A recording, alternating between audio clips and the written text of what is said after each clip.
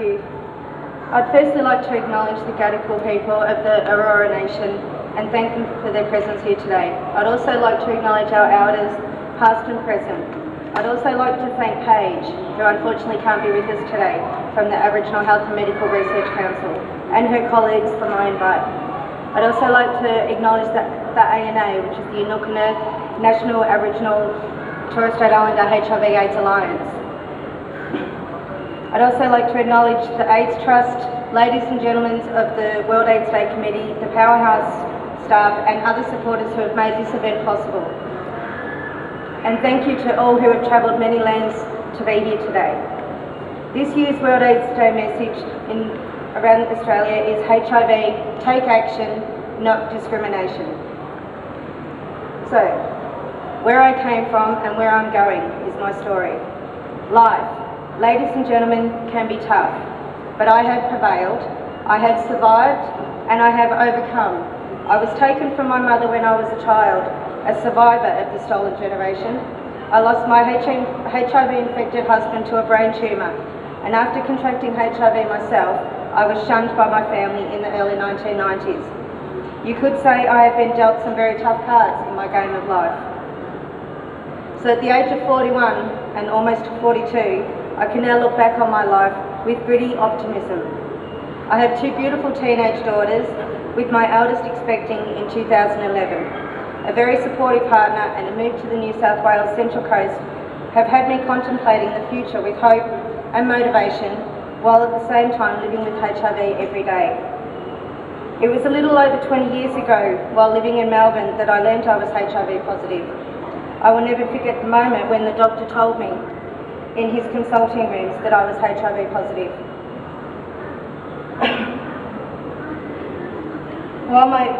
Whilst my husband and my 6-month-old daughter were waiting outside in the waiting room. The doctor asked me if I needed to see a social worker. I said no, because there was no point crying over spilled milk, the damage was already done.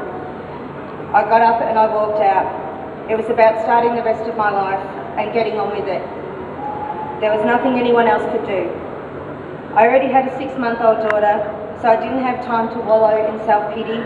There was someone who needed 100% attention. I couldn't allow myself to fall into a heap. I needed to be there for her.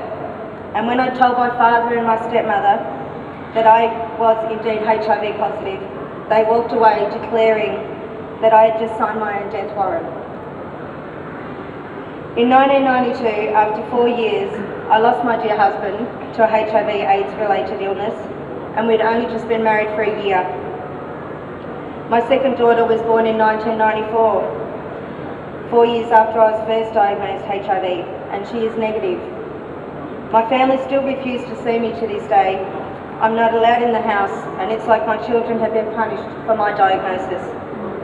The main issues around being HIV for me have been my family walking away and protecting my children from the discrimination and stigma that comes with living with the virus. I kept quiet for a number of years, but as time went on and my daughters got older, I became involved in the HIV positive sector, particularly the Speakers Bureau, Positive Women in Victoria, and I started speaking out. I then joined NAPWA, which is the National Association of People with AIDS, and became involved with two groups called PATSN, the Positive Aboriginal Torres Strait Islander Network, and Women at NAPWA. I'm also the Asia Pacific Network delegate, or the alternative delegate. I'm also with AFAO, the Australian Federation of AIDS Organisations, and we are the 13th member of the AFAO, which is the ANA. I'm also the HIV positive rep within that group. Currently, I'm the only Aboriginal positive female speaker for the whole of New South Wales. My motivation to get involved in the HIV sector was twofold.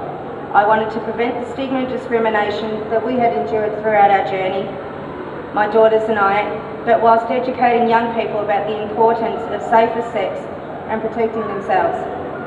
I had a world of information that was inside of me and I needed to share that.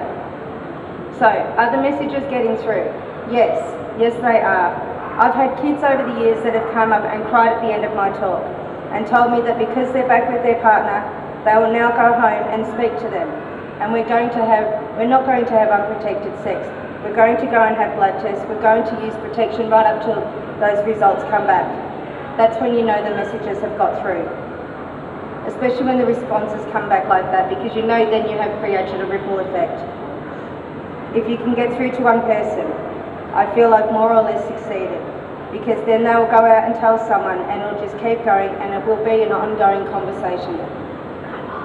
I wholeheartedly agree with this year's World AIDS Day Take Action and No Discrimination message. If we look back to the Grim Reaper ad, it really scared the life out of a lot of people and stopped people from actually going out and enjoying life and not being aware that if they use protection, we can still have as much fun as we like. This year's slogan is not just for the broader community, but for us positive people also.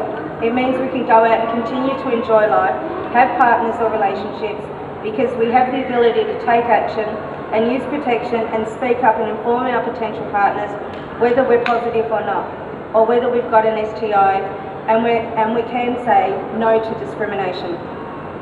I also strongly believe that the HIV/AIDS promotion must be ongoing. Unfortunately, World AIDS Day is on the 1st of December, and at present we have 324 positive Aboriginal and Torres Strait Islander brothers and sisters around the country. We are affected by the HIV every day of our lives, and it actually changes our lives every day. It's a little bit disappointing that we wait one day of a year when it's in people's faces, because after that people forget about it. We should have one day that represents but shouldn't be forgotten for the other 364 days of the year, because we don't forget it, and neither do our families, friends or partners. So now I look to the future with real optimism, in spite of my condition. It's all about the will and the want to live, and having a good life. I never thought I would be with a partner who would be running our own business. He's so supportive of me and the girls. It's just amazing to see how things have changed. There is hope for me, and ladies and gentlemen, and hope for you as well. Please feel free to walk and pay your respects to many of the quilts that lay here before you today. And I'd just like to once again acknowledge the Inukana National Aboriginal Torres Strait Islander HIV/AIDS Alliance, the ANA, as I am the HIV positive rep, and we are us mob stronger together, working to stop HIV/AIDS for our people and our country. Thank you.